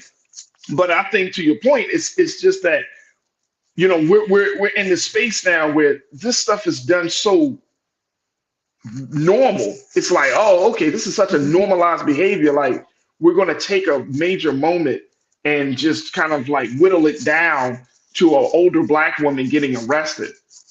You know what I'm saying? Like I wonder if they did the whole thing where she got on the bus. Right. She sat down. And I would like to know. Like it goes from this is Rosa Parks. She stood for civil rights, and then boom. Okay, now act scene 1. You arrested. Fucking like, what the hell is that? I mean, it's hard to gather all these 2-year-olds to do something at the same time because it's just that age where they're so inquisitive and, you know, just running around all over the place. So I would be interested, like I said, for Raji, to see how she actually rehearsed these children to play these parts. How long was rehearsal? You know, giving them rehearsed lines, you know, for them to actually demonstrate and make the moves, to pull her arms behind her back and to have the other little boy holding her arms to, you know, facilitate an arrest. You know, that would take so much effort, you know, especially with 2-year-olds, you know, to try and keep them still. So I can't imagine, like, you know what, did she even think that she wouldn't get any pushback? I wonder what the teacher's reaction was. Like, oh my goodness, I didn't realize that, you know, this is going to be such a big deal, you know, and then the white tears come. And that's the shit that really just pisses me off, because it's just like, you had to know. But at the but you know what though, I'm gonna be honest with you. Like, you know, I'm gonna do it anyway. Hey, Corinne, I'm gonna be real with you. Some white people, and again, y'all gotta remember, this is. I remember listening to a book, and it was talking about how to see people deeply. This was written by David Brooks, New York Times columnist, and he asked the question, "What is human? What does it mean to be human?"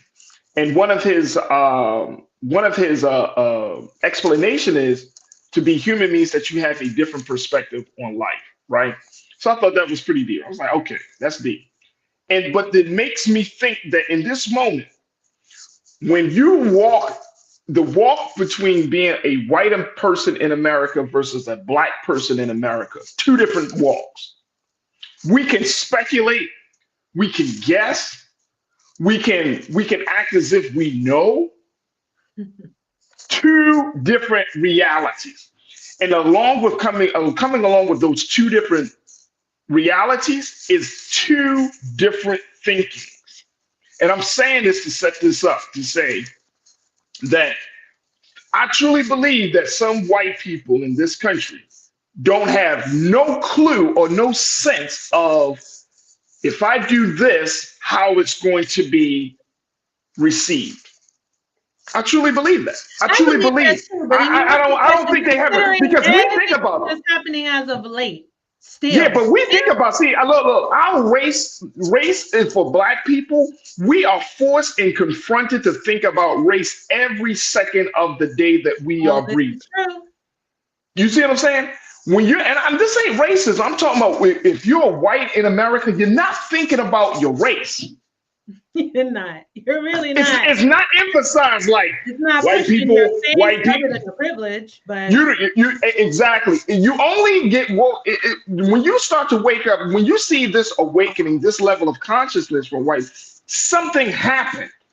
A moment, an issue, an incident. You're not thinking about this the same way Black folks. We think about it. We actually are true.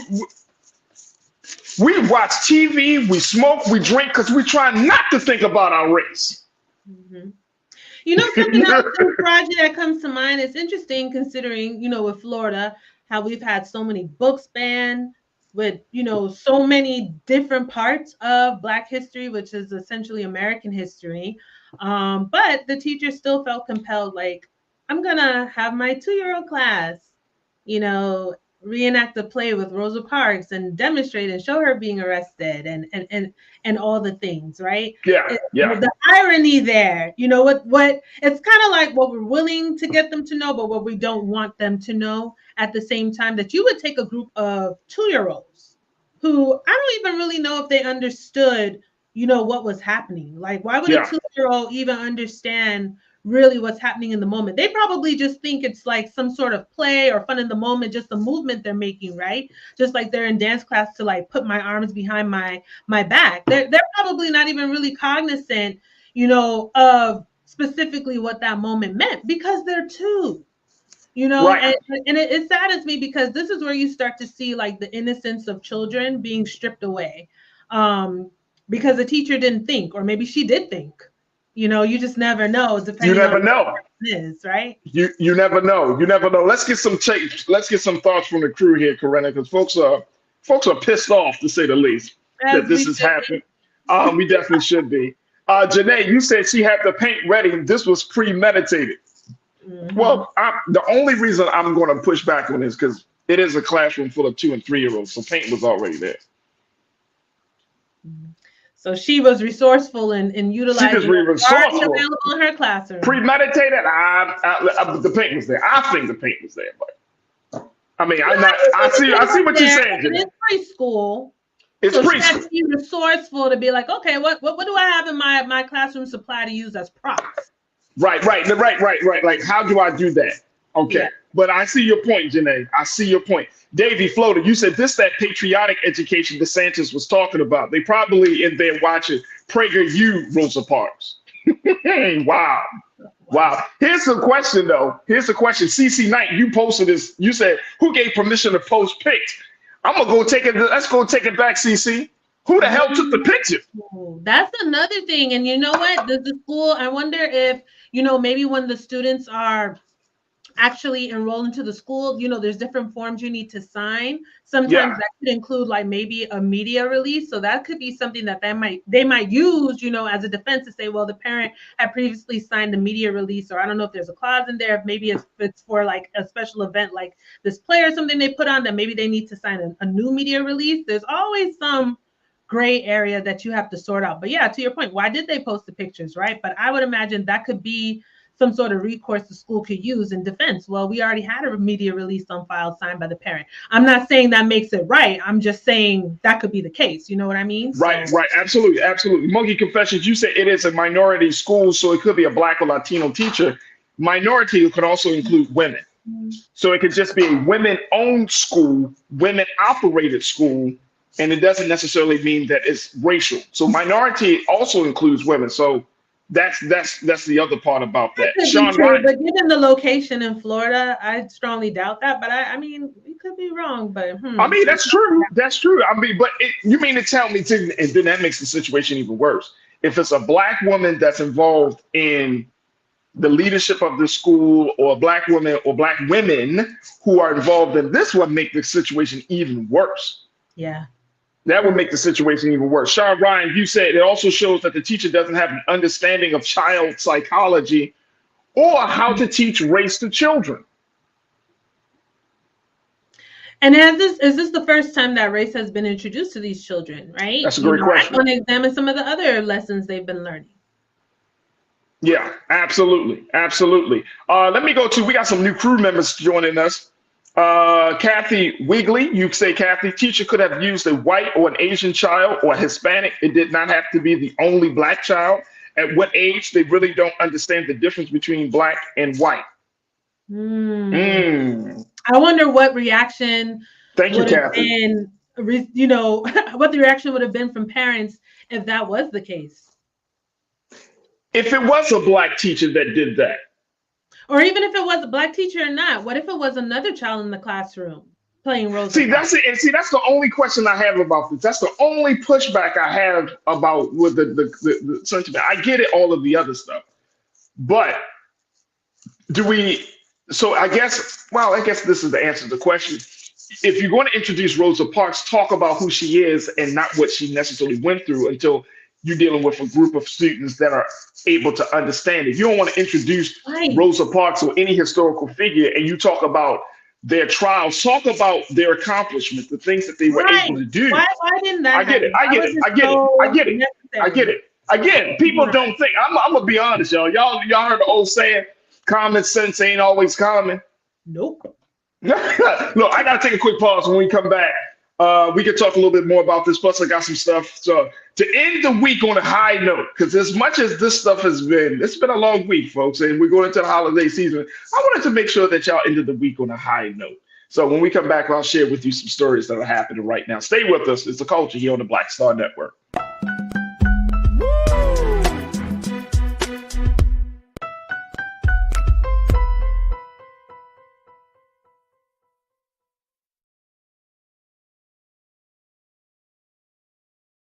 Pull up a chair, take your seat. The Black Tape with me, Dr. Greg Carr, here on the Black Star Network. Every week, we'll take a deeper dive into the world we're living in.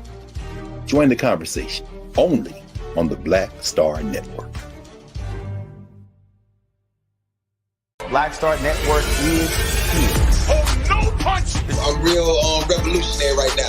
Thank you for being the voice of Black America. All momentum we have now, we have to keep this going. The video looks phenomenal. See, there's a difference between Black Star Network and Black-owned media and something like CNN. You can't be Black-owned media and be scared. It's time to be smart. Bring your eyeballs home. You dig?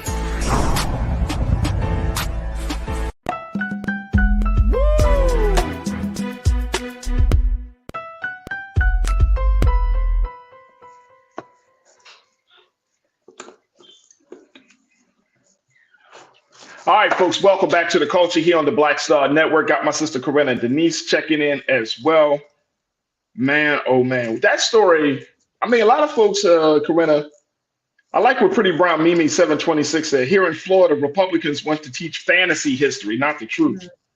Yes. Ming Lee, Natasha Surge, you expressed your disdain for this whole situation, Ming Lee. You said, so now you got to send your little kids to school and tell the teacher, don't involve my child in any plays and skits right now.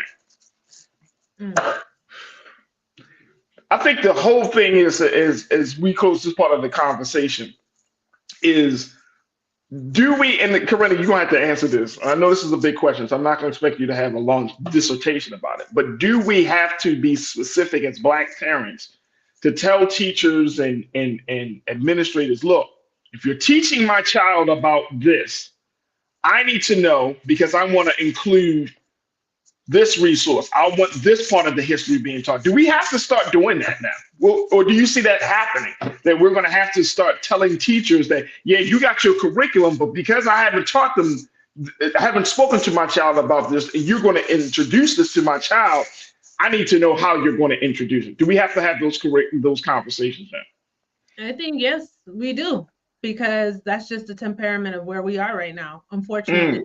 But I think the bigger question is too, are the schools actually sharing the curriculum, right? And also, so I think it's both sides where the schools should be transparent in sharing the curriculum. I mean, how they choose to share it, there's, either they're giving you that syllabus at the start of the school year.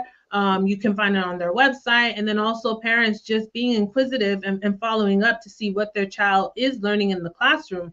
But yeah, unfortunately, we've just seen so many similar instances, right, where children are just doing a lot of things that we would deem to be inappropriate, especially when it comes to the complexity of race and what we have had to deal with as a people and our struggles. So yeah, we are at that point where we just have to be on the up and up to kind of mediate these situations from it becoming, out of control, because we're seeing it more often than not.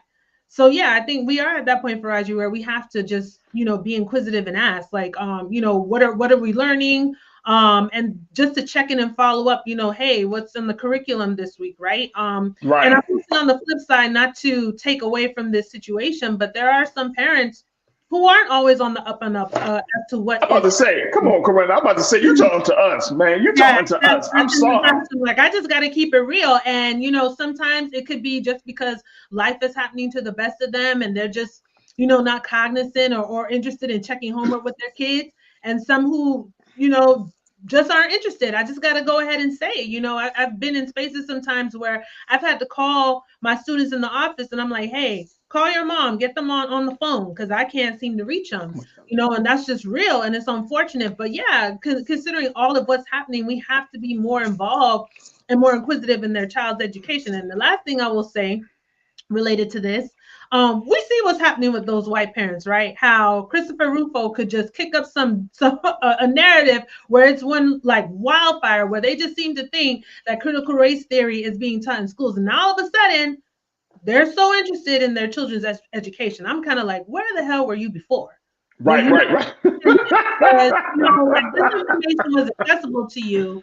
And unfortunately, it took someone to be cultivating this narrative for you to now have a high interest. Like, how come you didn't already know what was happening, even though that's not actually happening, if that makes sense, right, Faraji? So no, that makes a lot of sense. That makes a lot of sense. Yeah, we always have to be in tune. But yeah, to your point, yeah, we're just we got to constantly ask the questions and constantly just be looking over to see the quality of our child's education and to make sure, these harmful things aren't happening. All right, but here's the thing, and I know we're pressed for time, but it opens up, and maybe, Corinne, maybe we could talk a little bit more about this maybe next week, the final week of the year. Because I feel like it's a slippery slope. It's opened up a Pandora's box, right? Yeah. If you send your child to a school, if you have this belief that you are making the right decision of placing your child in a particular school, you got to have trust and faith that that school is going to teach your child according to your values and what you expect, right?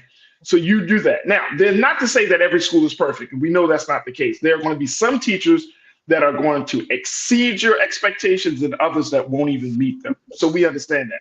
But I think the slippery slope is that if parents are brought in on every element of the curriculum, it opens the door for the teachers to feel like their state that not only do they have to create a curriculum or use a curriculum that's in approval by the school district, by the student, by the teachers, the principal.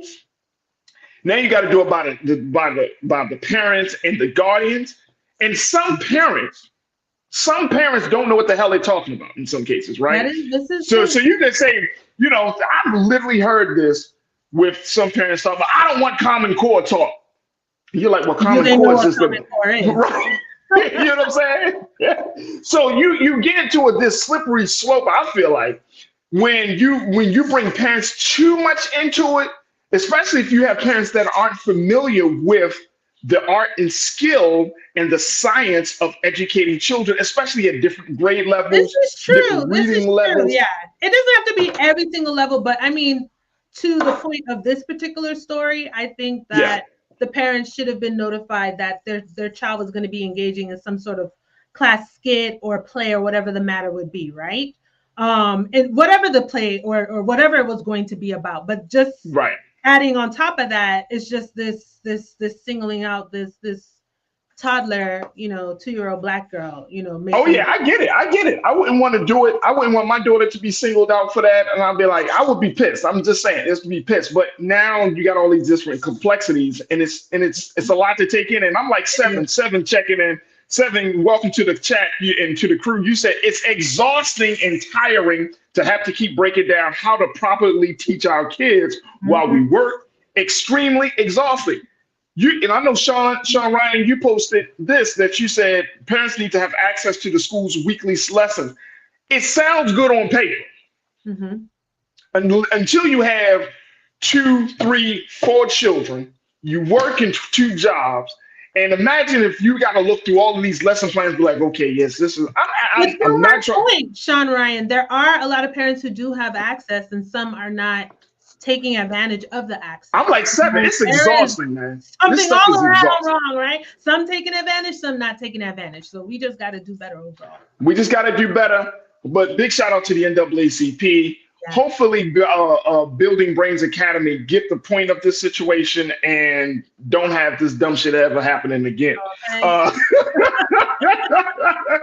Don't have it ever happening again. All right, really quickly. Let's end this thing on a high note. It's been a fantastic week, and we're good. First and foremost, Simone Biles. Y'all know Simone Biles, right? Everybody knows about Simone Biles, right? She had a fantastic year this year. She made her comeback in gymnastics. She became a national champion once again, as she was awarded the she had a record-breaking 8th U.S. national championships. She was just being honored by Associated Press as the 2023 Female Athlete of the Year. There we go. Can we get a little something for Simone Biles? Man, amazing. You know, and I look some forward people to seeing her in the Olympic Games next year. And shout out to Simone Biles. She has her mom is from Belize. So, you know, say it again. A little Belize in me. I said shout out to Simone Biles, who frequently visits Belize. Her mom is from Belize. So, yeah. Okay. That's awesome right there. That's awesome right there. And big shout out to her and her husband. I know she just got married this year too. Yes. I think it was this year. Newlyweds. And so they're still newlyweds and everything. Her husband came out though. Corinna, when it's that time for you, I'm gonna need to have this conversation with your husband. Could be. Her husband came out in an interview, said he did not even know who Simone Biles was when he first met her. I don't know. Maybe he doesn't watch gymnastics. I'll give some grace. I mean, but he is an athlete. Maybe that worked out better. He went on it like, yo, I didn't even know who she was for real. Like, yeah. Well, she got a bigger name than you, bro. She got a bigger name than you. Know all of her accomplishments, but maybe you heard. I mean, you ain't got to know all her accomplishments, but it is Simone Biles. Like, there's no way in the world that you dating Simone Biles be like, yo, I didn't even know who she was. In the world, like.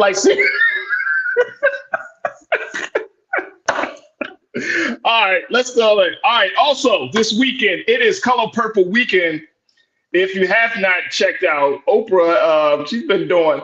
Oprah been pushing this film heavy, y'all. Mm-hmm. Heavy. She wants so many people to come out to see The Color Purple this weekend. To be honest, I was hesitant at first because I don't like remakes of things, but I did see the musical on Broadway when Cynthia Erivo was playing Celie. Yeah, maybe about 10 years ago. But yeah, knowing now that it's actually the musical adaptation to the screen, and I've heard rave reviews. I'm looking forward to it. Color Purple is happening this weekend. Absolutely. I love Fantasia. I love Taraji. Me too. Yeah. I follow Oprah. Well casted. Yeah. I follow Oprah, y'all. I follow Oprah. I mean, it is what it is. Like, I follow Oprah. So I think this is interesting, but more importantly, beyond just that, did you know that 40 years ago, Alice Walker made history as author of The Color Purple, and she became the first Black woman to receive a Pulitzer Prize for Literature as a result of her writing The Color Purple. That was in 1983, the first Black woman to win a Pulitzer Prize for Literature. She won the National Book Award also for Color Purple, and over the course of her career, she has gone on to write over 40 genre-spanning books. But The Color Purple was a landmark book. It has been depicted in both in screen, on stage, and in other depictions. Mm-hmm. It is a force to be reckoned with. And so, you know, if you look at the story of The Color Purple, and more importantly, look at the woman behind the story of The Color Purple, y'all will understand how major of this piece of literary, what did he call it? Literary masterpiece. There it is. I'm trying to get the words out. And based on the interviews that the cast has been doing with press, I remember the director mentioning how moved Alice Walker was when she was on set and in some of the scenes. So it sounds like she's really pleased with how this film turned out as well. So. Oh, absolutely, absolutely. And I mean, I'm gonna be honest with you. You brought Oprah into it in back in the day, years ago, and now Oprah is taking it and making it and updating it for this generation. If you follow Oprah on Facebook, every day she has been highlighting. She calls it the Color Purple Highlights, where she highlights the actors and the stories behind bringing these actors to the project. And there has been some rumors that her and Taraji P. Henson, I just saw this today, some rumors that her and Taraji P. Henson may not be on the same page. People say, oh, they look like they beefing. Taraji recently posted on her IG how supportive Oprah was of her. I know, well, that's my point. That's my point. Yeah. Oprah has posted something about Taraji today saying that she had to have Taraji into this, as part of this project. So sometimes you can't, people want to eat, like sometimes media will just lie. I'm going to be honest with y'all. Sometimes media will put out stuff just to cause a lot of, infighting and friction. Okay, most of the time. So if y'all want to check out Color Purple this weekend on Monday, because it comes out on Christmas Day, this is going to be another movement. But they got the cast list is crazy, absolutely insane. So big shout out to the cast, big shout out to Oprah for continuing this story. And again, we congratulate Alice Walker for being the first Black woman to receive the Pulitzer Prize for literature 40 years ago. And guess what? 40 years later, the Color Purple still lives on. Well, thank you for having me in your co-host seat today. Come on. This might happen more often. You might have to take you off your job. Coretta, how can people follow you on social media? Oh, you guys can follow me at Ren_Ren84. You can hit me up on Instagram and follow me there. Also follow the Scholarship Plug. That is my friend and colleague's nonprofit organization. I am also board chair for the board of directors. So follow us. We're doing great things, especially if you have high school students. We would love to be of assistance. There it is. All right. There it is. I appreciate you, Ren84. Follow her on social media. Coretta Denise, thank you so much, folks. That's going to do it for us. Absolutely. Folks, you make sure y'all do your due diligence. Support us here at blackstarnetwork.com. Follow us on social media, and of course, give something. But stay tuned. Up next is Roland Martin Unfiltered. Also, follow me on Blackstar on social media at The Real Faraji on Instagram. I would love to hear what you have to say. All right. As always, never be afraid to challenge what's wrong. Stand for what's right while being yourself in the process. God willing. We will talk next week. Have a safe and happy winter break or holiday break, all of you. And as we also next week, when we come back, we'll also be talking about Kwanzaa as well to close out the year of 2023 and so much more. So thank you so much for tuning in and talk to you soon. Peace.